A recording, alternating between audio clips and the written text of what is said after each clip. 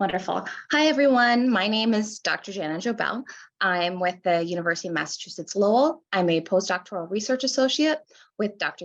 Yanfen. And today I'm going to be talking to you about how do we develop strong leaders in BME. Now, the context of this study happened with pairing an intro to a biomedical engineering course and a project management course. I believe this is the third year Dr. Lee has structured it this way. So in an intro to BME course, as our previous speakers discussed, you're having your students really deeply explore the engineering design process. And a great way to do that is to have them work in teams and discover an issue on their own and prototype a solution. Now, Dr. Lee has that align with UML's difference maker competition, which is also a prototyping competition. Now, that's a little intimidating for incoming freshmen, so we pair them with project management students in BME. And in that way, the project management students get to practice project management, and our intro students get a strong leader. But the problem becomes, how do we develop these teams? How do we structure these teams? So there are about 60 students in our Intro to BME course, and we decided we wanted to break them out into 15 different teams because that's how many project managers we had. And we structured the study to have the project managers be the ones to decide who was on what team and to come up with a reason why they structured their teams in that way.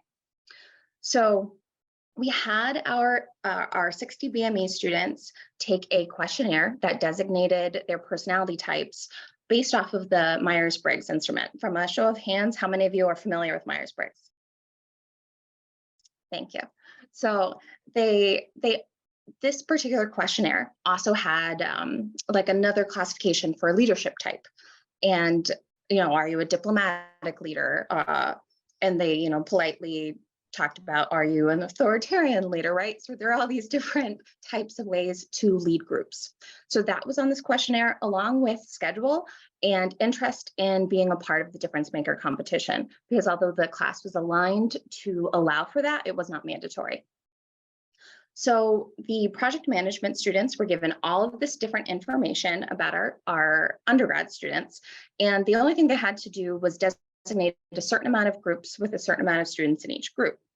Additionally, they had to be limited by lab section because of timing constraints.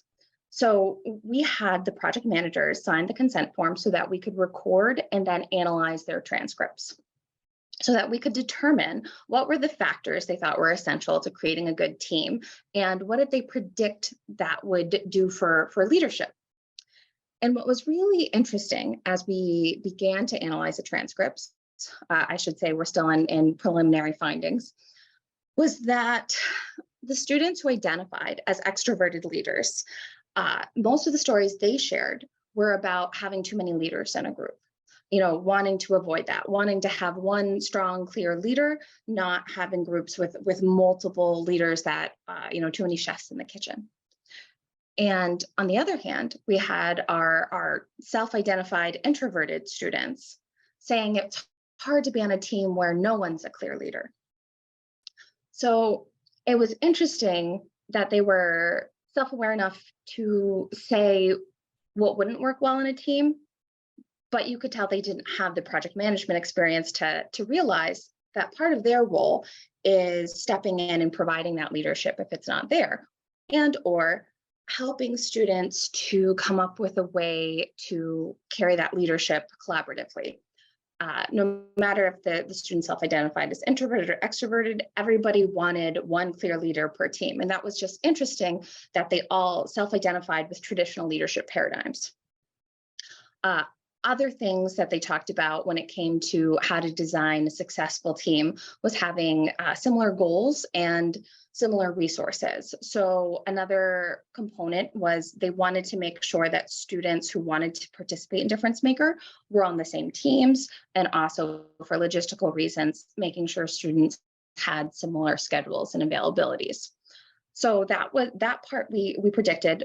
We had not predicted that students thought there had to be a clear leader.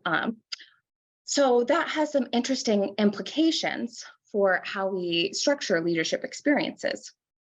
after running this experiment, some ways we might structure it differently. We did have an open discussion on what students thought made good teams. They did talk about diversity, but they did not inherently question how they understood leadership.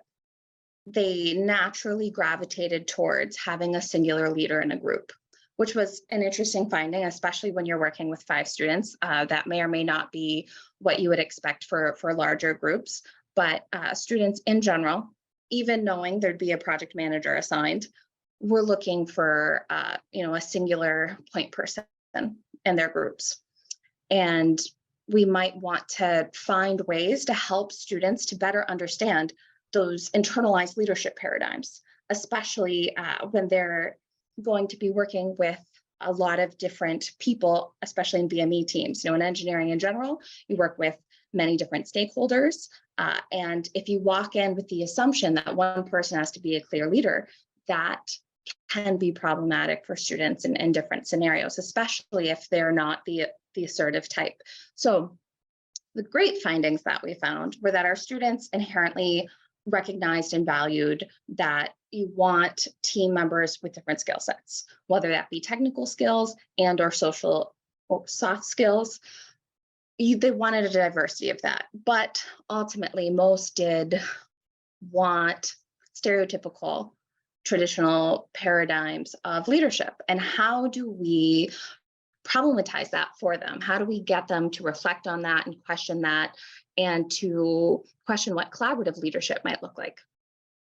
So full disclosure, I'm not coming in with any solutions, just getting you to question, how do we get our students to question what diversity is and question what leadership might look like? The good news is our students in this generation seem to be much more open to wanting to encourage different skill sets and to value different skill sets.